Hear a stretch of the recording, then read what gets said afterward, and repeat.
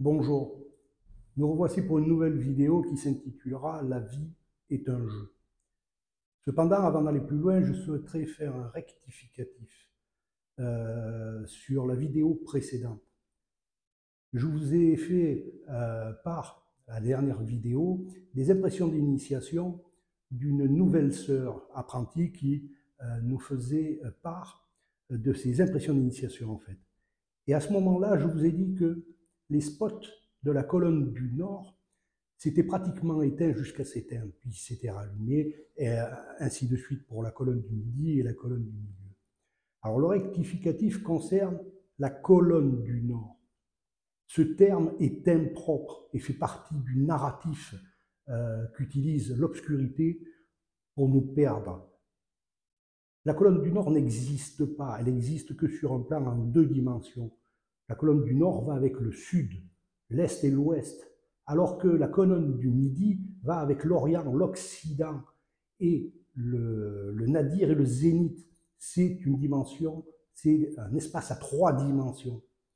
Alors vous pouvez penser que c'est un détail, mais le fait est c'est que ce narratif nous perd et nous empêche d'avoir une vision correcte sur le chemin initiatique, au même titre que on parle de fil à plomb, alors que le fil à plomb, c'est pareil, c'est une vue de l'esprit, c'est un narratif qui a été introduit pour nous occulter des détails et des significations qui sont bien plus profondes.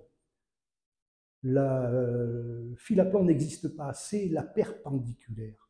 Et la perpendiculaire n'a rien à voir avec le fil à plomb. Ce genre de narratif fait qu'on n'arrive pas à avoir les éléments qui sont derrière ces symboles et on n'arrive pas à faire une construction correcte. C'est pour ça que le chemin initiatique maçonnique est toujours hermétique et que la géométrie n'arrive pas à s'intégrer, on n'arrive pas à faire un lien correct.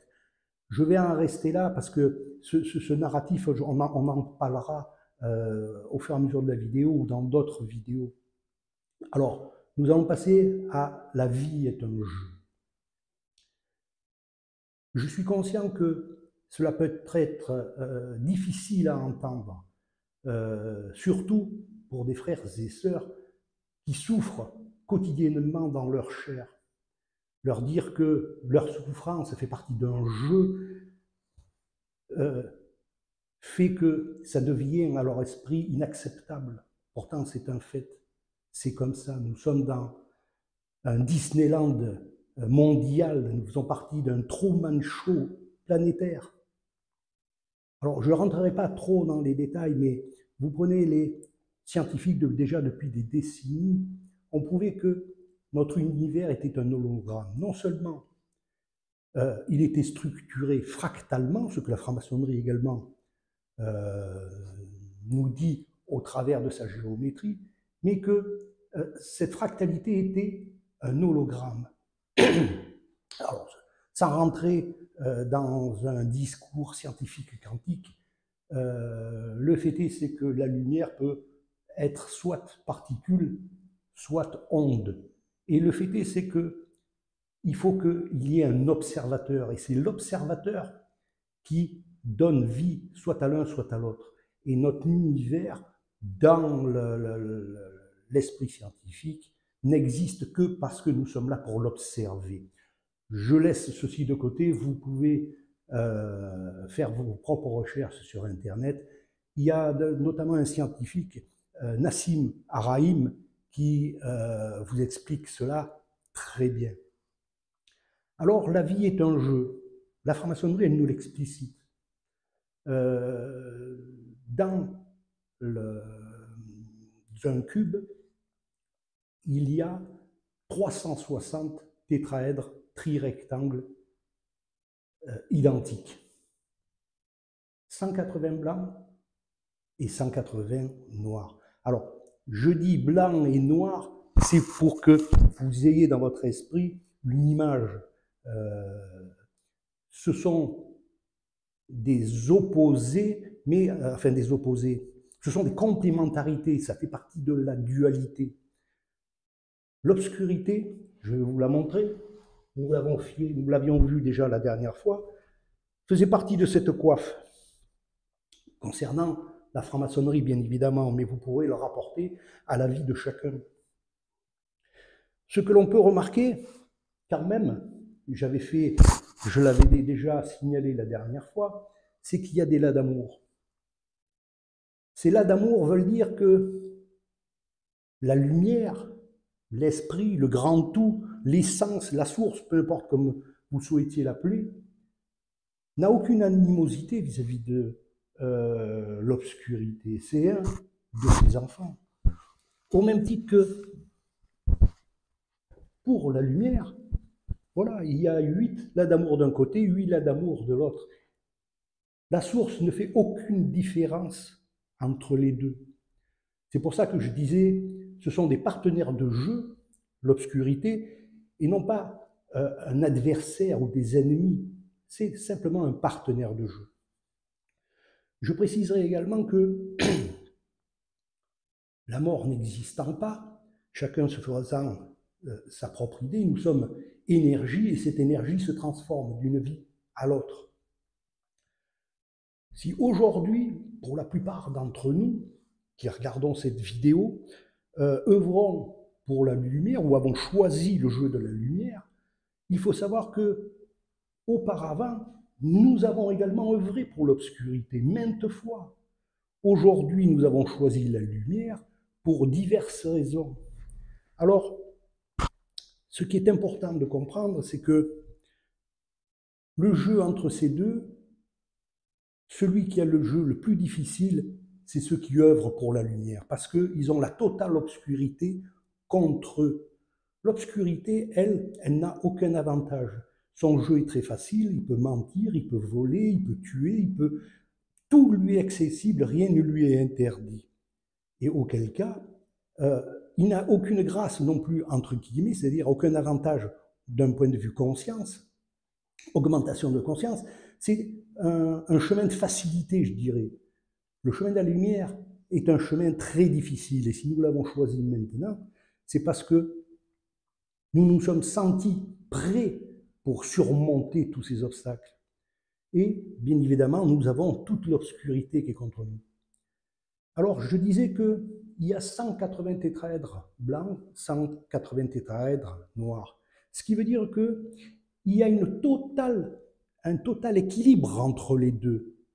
Il n'y a pas plus d'obscurité que de lumière et vice-versa. D'ailleurs, dans la première vidéo que j'avais enlevée, j'explicitais la vêture, on voyait bien que toute la partie haute était blanche, dans la lumière, entre guillemets, et toute la partie basse était noire, c'est-à-dire dans l'obscurité. L'équilibre est total. Qu'est-ce qui fait que, parce qu'on voit bien que c'est l'obscurité qui régit l'univers actuellement, qui régit tout ce qui se passe et tout ce qu'on le voit. Ce n'est pas la lumière. Le fait est, c'est que l'obscurité, étant, je vous ai dit qu'elle peut mentir, elle peut tricher, elle peut servir de tout ce qu'elle a en sa possession pour nous pervertir, et auquel cas, les personnes qui œuvrent pour la lumière, qui ont choisi d'œuvrer pour la lumière, auquel cas, les francs-maçons et les francs-maçonnes, le fait est, c'est que l'obscurité les dupe, les trompe. Et c'est pour ça que le narratif de fil à plomb, le narratif de Septentrion, le fait qu'on ait supprimé la hache de la pierre cubique à pointe, la divine perpendiculaire, qu'on ait ajouté un discours sur cette fameuse bavette qui protège les pigastres, encore un terme, excusez-moi, un terme à la con, 95%, si ce n'est davantage, ne savaient pas qu'est-ce qu'étaient les pigastres jusqu'au jour où ils l'ont entendu pour la première fois et on leur a expliqué qu'est-ce que c'était. Pourquoi cela? Parce que certainement c'était l'apport d'un frère qui était en manque de reconnaissance intellectuelle et il a imposé ce narratif et ce narratif maintenant est resté. On parle de bavette, on parle de fil à plomb, on parle de colonne du Nord. Moi-même, qui décrit tout cela. Je l'ai écrit dans des ouvrages, j'ai fait des vidéos là-dessus, et pourtant, moi-même, je me suis fait piéger dans la dernière vidéo avec ce narratif. C'est pour vous dire l'importance que l'obscurité mène pour nous pervertir. Comment fait-il? Ben voilà, il fait en sorte que le chemin initiatique soit incompréhensible, indéchiffrable, et on rajoute au fur et à mesure des couches. On a augmenté le nombre d'obédiences, je vais exagérer un peu, il s'en crée pratiquement une par semaine. On est à plus de 200 obédiences, ne serait-ce qu'en France. On crée également de nouveaux rites. Le dernier qui me vient à l'esprit, ce sont deux frères participants des degrés de perfection, un au rite français, un au rite écossais ancien accepté. Ils se sont mis ensemble et ont créé ensemble un nouveau rite. Je ne me rappelle plus le nom tellement que ça m'exaspère. C'est un syncrétisme de rite français et de RE2A. Tout cela, c'est uniquement pour brouiller les pistes, brouiller les cartes. Et c'est pour ça que personne n'a réussi en 3 siècles, en plus de 3 siècles, à s'initier. Parce que maintenant, c'est tellement dilué dans tous ces apports extérieurs que le chemin devient indéchiffrable. Et le fait est, c'est que tous ceux qui œuvrent pour la lumière, ou tout au moins une grande partie, finalement, revêtent par-dessus, voilà, l'obscurité. Ah, au départ, ils sont pour la lumière, mais ils se sont laissés piéger.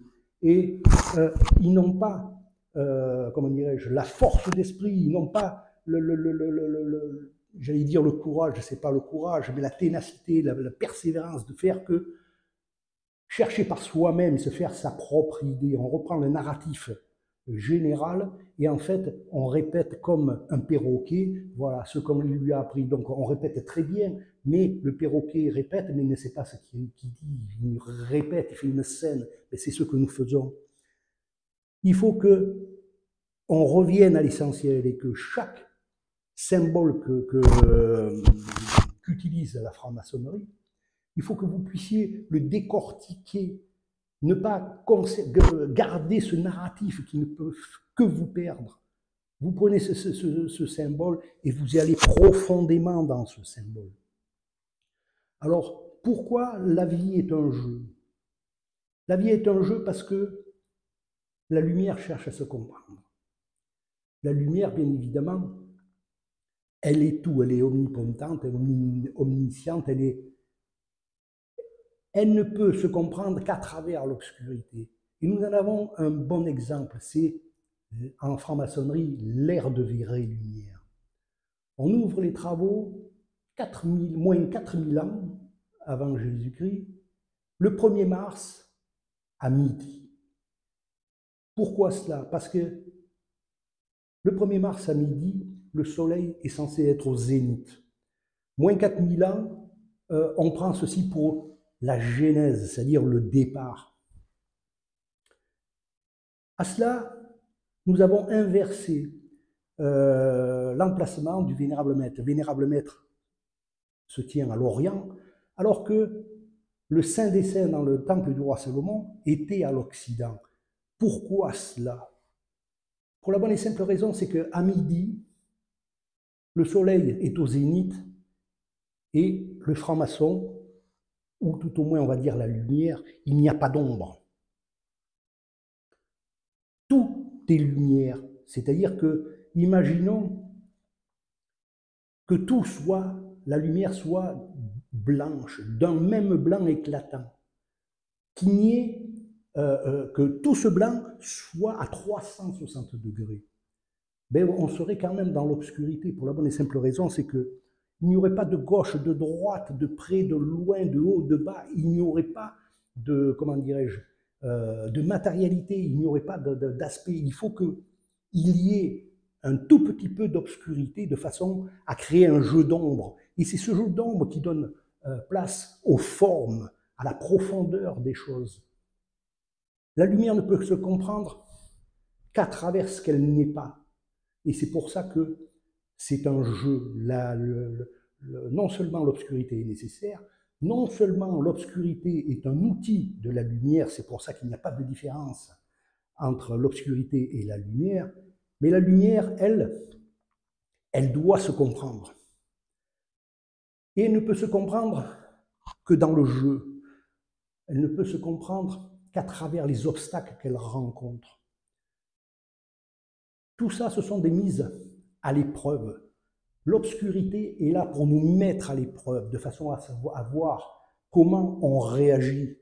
Est-ce que la lumière, au premier assaut, revêt l'obscurité et est perdue d'avance, ou elle arrive à faire face, elle arrive à rester intègre, elle arrive à conserver son point de mire et son objectif, qui est de se connaître elle-même à travers l'obscurité sans se perdre, et en cela augmenter son champ de conscience.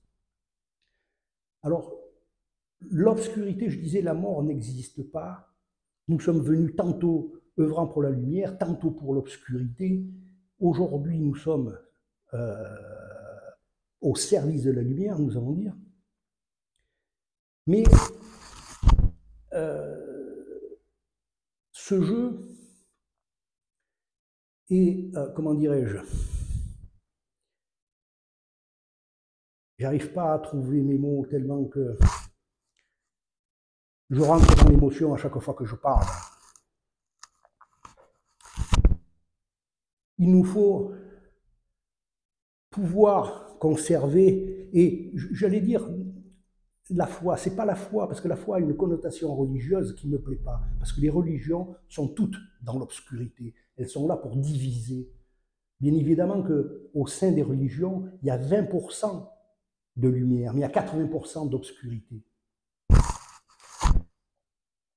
Le jeu de l'obscurité vis-à-vis des êtres de lumière qui sont sur le chemin de lumière est là pour, mais je vais revenir, je disais la dernière fois que nous étions une conscience qui se servait d'une énergie qui nous compose, qui œuvrait dans la matière pour augmenter son champ de conscience. Ça, c'est le jeu propre à la lumière. Le jeu de l'obscurité, elle est là pour détruire votre corps. Vous volez toute votre énergie et empêcher que votre conscience puisse croître. C'est son jeu. Elle le fait très bien et elle ne sera pas pénalisée pour cela. À nous de ne pas tomber dans le piège et à chaque fois conserver notre intégrité. C'est pour ça que tous nos frères et sœurs, toutes les personnes sont des miroirs vis-à-vis de nous. On ne connaît pas ses propres travers. On peut connaître ses travers qu'à travers l'autre. Et à chaque fois qu'on reproche quelque chose à quelqu'un, ce quelque chose résonne en nous. Et si nous en sommes affectés, c'est parce que cette chose prend racine en nous. Et c'est cette racine qu'il nous faut enlever, travailler, de façon à ce que notre regard, à chaque fois, après, soit neutre. Le jeu, l'important, c'est de prendre conscience que c'est un jeu, que nous sommes dans un jeu, même si ça nous est difficile parce que l'obscurité vient et nous assaille et nous attaque, comme je disais, voilà, dans la chair, nous attaque dans ce qui nous est cher. Mais ce sont des éléments de jeu qui sont là uniquement pour nous mettre à l'épreuve. Il nous faut rester calme, serein, en paix, et conserver à chaque fois, c'est ce que je disais la dernière fois, notre objectif dernier, c'est-à-dire augmenter notre champ de conscience tout en restant dans l'intégrité et ne pas se laisser emporter par les vagues. C'est pas simple, bien évidemment. Ce discours peut même choquer, puisque c'est pas un discours qui est courant et qu'on entend. Mais depuis notre naissance, l'obscurité est là pour nous tromper. Alors cette obscurité, ou qui font partie de cette obscurité, je ne vais pas le dévoiler maintenant et vous en parler, que chacun d'entre vous cherche l'obscurité. Ce que je veux vous dire quand même qui est important, c'est que au fur et à mesure, on a fait faire et on a accepté l'inacceptable. Mais l'inacceptable a des points incommensurables. Et cela fait partie d'une stratégie.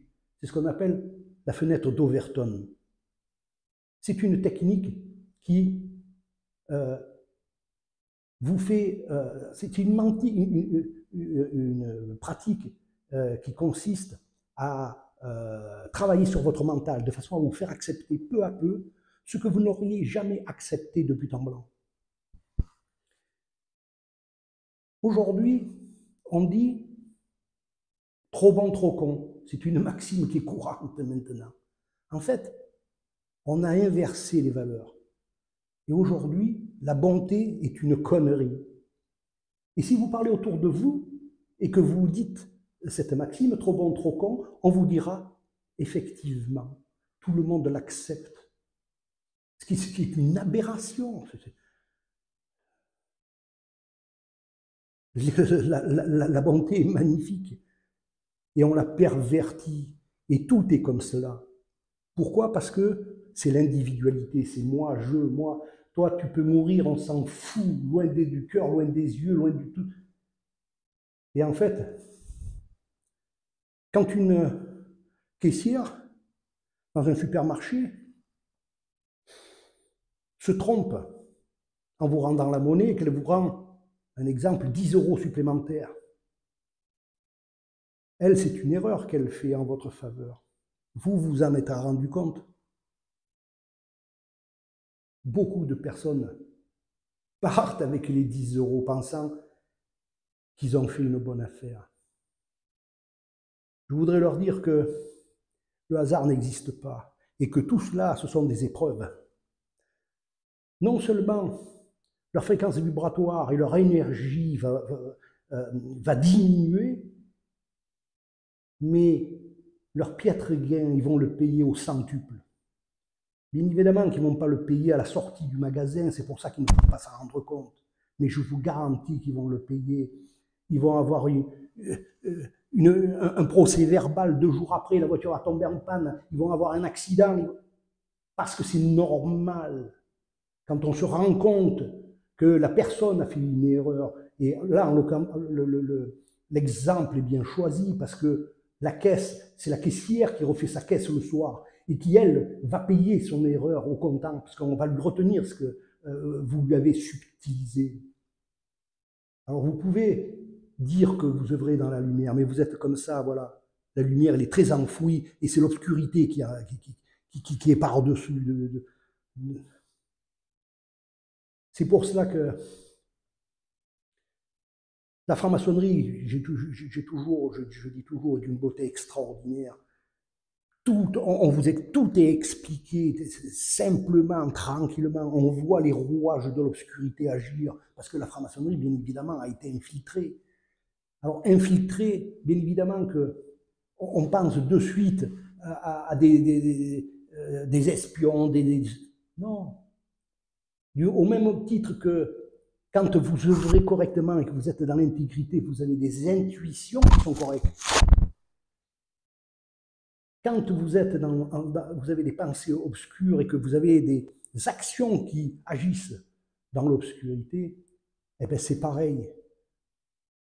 Vous avez l'obscurité qui, à travers de votre mental, agit et vous fait agir davantage dans cette obscurité, de façon à ce que vous vous perdiez, que vous ne puissiez plus remonter le fil.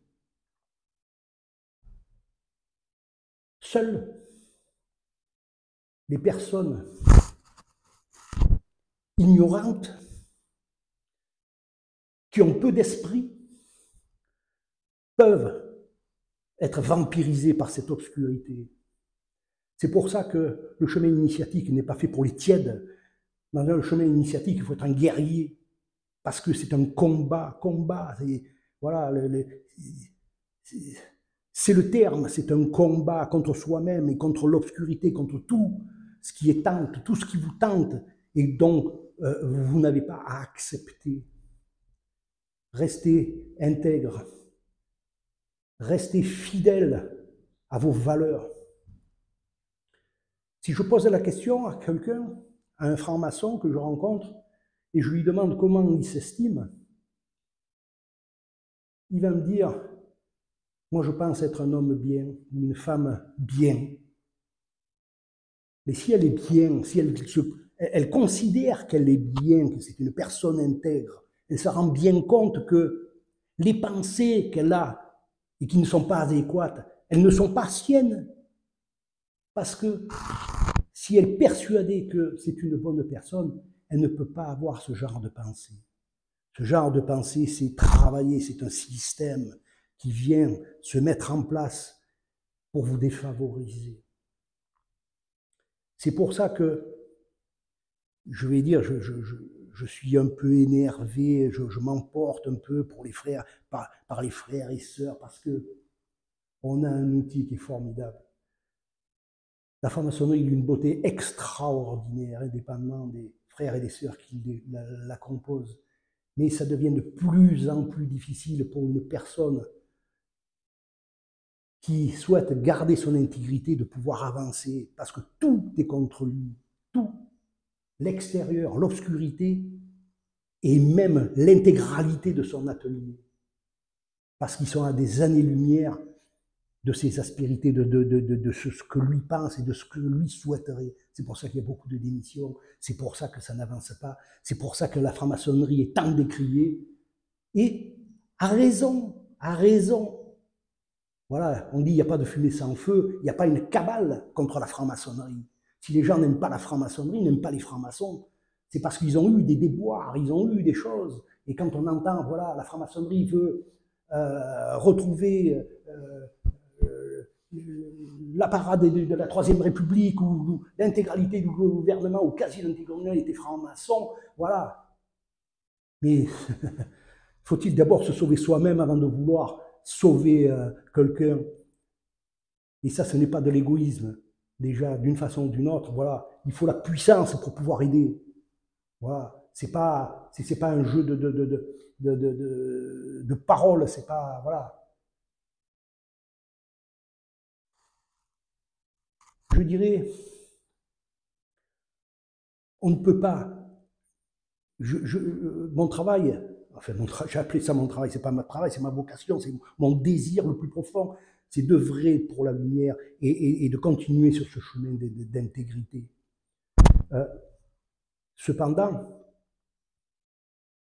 je m'emporte, bien évidemment, moi aussi j'ai mes travers. Mais mes travers, je les subis moi-même, je ne les fais subir à personne. Alors, mon discours, c'est vrai que j'attaque, mais ça c'est une façon de parler, parce que quand on parle fort, on a l'impression que les choses passent mieux ou on les intègre mieux. Je ne peux pas faire un reproche ou une remarque tout en ayant un sourire mielleux, c'est pas possible, c'est pas ma nature. Aussi, je vous demanderai la prochaine fois que vous irez en loge, d'ailleurs, bien avant d'aller en loge, de remémorer pourquoi vous y êtes rentré. Pourquoi vous y resterez? Et qu'est-ce que vous y attendez? Parce que vous risquez d'avoir une réponse différente à ces trois choses. Moi, personnellement, ça n'a jamais changé. Ça fait 22 ans, plus de 22 ans que j'y suis. Donc, je comprends qu'aujourd'hui, une personne qui décide de rentrer en franc-maçonnerie, elle ne peut pas attendre 22 ans, parce que d'une façon ou d'une autre, on ne les a pas. On verra peut-être ça dans une autre vidéo. Moi-même, je ne peux pas aimer tout le monde. Mon cœur n'est pas assez grand. Par contre, la seule chose que j'essaye d'être et de faire, c'est d'être serein, d'être en paix et de ne pas m'affronter aux autres. L'amour inconditionnel, pour le moment, n'est pas pour moi. Et s'il n'est pas pour moi, je vous garantis qu'il n'est pas pour vous non plus. La prochaine vidéo que je vais faire s'intitulera Pinocchio. Pinocchio, c'est un conte initiatique qui va nous ramener à tout ça, à ce jeu d'ombre et de lumière. J'avais fait une planche sur Pinocchio en janvier 2012, donc ça ne date pas d'hier. Mais récemment, j'ai appris de nouvelles choses qui sont très intéressantes sur Pinocchio et nous redonneront un nouveau regard. Je vous laisse, méditez bien. Quand bien même je sois rude dans mes paroles, il n'y a aucune malveillance. Ni envers les francs-maçons, ni envers les francs-maçonnes, ni envers les profanes, envers personne. C'est uniquement une façon de parler. À la prochaine. Tchuss.